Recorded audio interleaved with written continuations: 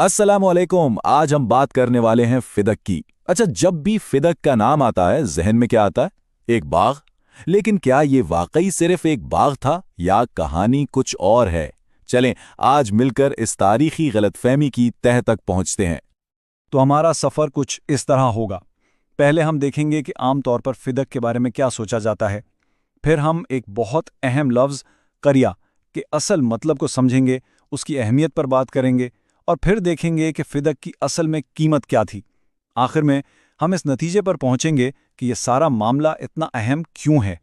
तो चलिए शुरू करते हैं हमारे पहले हिस्से से, फदिक और इसके बारे में फैला हुआ एक आम तासुर।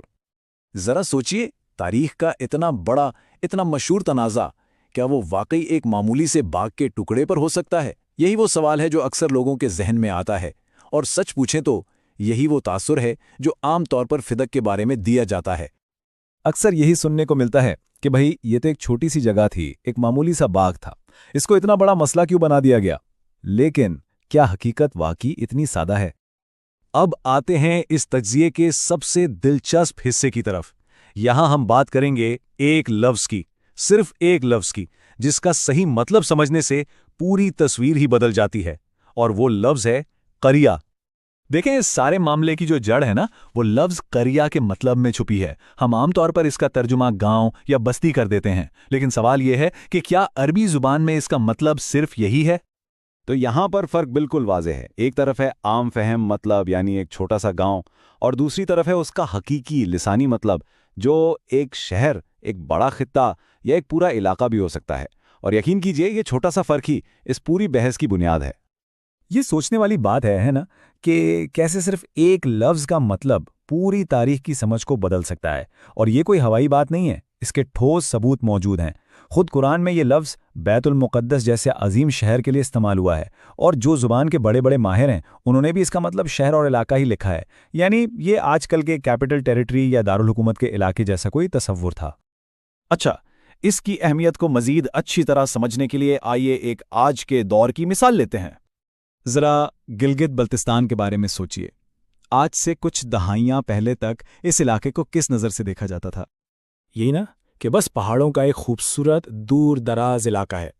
लेकिन आज वही गिलगित बल्तिस्तान एक इंतहाई अहम स्ट्रेटेजिक एसेट बन चुका है, जिस पर दुनिया की बड़ी बड़ी ताकतों की नज़रें जमी हुई हैं। तो आखिर ये तब्दीली आई कैसे?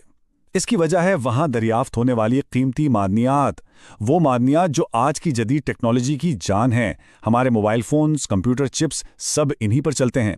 तो अब इस इलाके की कदर कीमत का पैमाना उसके पहाड़ नहीं, बल्कि इसके अंदर छुपे वसाइल हैं। अब इसी मिसाल को जहन में रखते हुए आइए वापस चलते हैं 7वीं सदी में और फिदक की असल कदर कीमत को समझने की कोशिश करते हैं। देखें, आज के दौर में दौलत का मतलब है टेक्नोलॉजी, मादनियात, तेल। लेकिन 7वीं सदी के अरब में, खास तौर पर हिजाज के इलाके में, सबसे बड़ी, सबसे कीमती दौलत क्या थी? पानी और जरखेज ज़मीन। इस बात को समझना बहुत ज़रूरी है। एक ऐसी सरजमीन जो ज़्यादातर बंजर और रेगिस्तानी हो, जहां पानी, जिंदगी और मौत का सवाल हो। वहां पानी के चश्मों और खेती बाड़ी के काबिल ज़मीन पर कंट्रोल का मतलब सिर्फ पैसा नहीं था, इसका मतलब था ताकत और बका। और फदक के पास ये सब कुछ था। वहां कुदरती चश्मे थे जो हर वक्त पानी देते थे, वहां वसी ज़रई ज़मीन थी, और वहां खजूरों और दूसरी फसलों की इतनी पैदावार थी कि वो पूरे इलाके की ज़रूरत पूरी करता था। तो ये सिर्फ एक बाग नहीं था, ये अपने आप में एक मुकम्मल मुआशी मरकज़, एक इकनॉमिक हब था।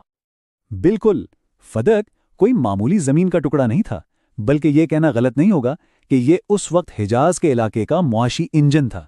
एक ऐसा पावर हाउस जिसकी आमदनी से पूरे खित्ते की मुआशियत चलती थी।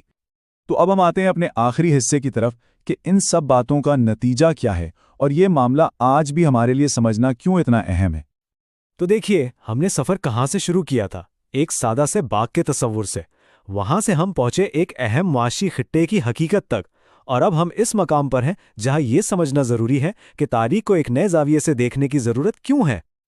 तो जब हम फदक को एक मामूली बाग के बजाय हिजाज के मुआशी इंजन के तौर पर देखते हैं, तो इससे जुड़े तारीखी तनाज़े की शिद्दत और इसकी गहराई अचानक समझ में आने लगती है।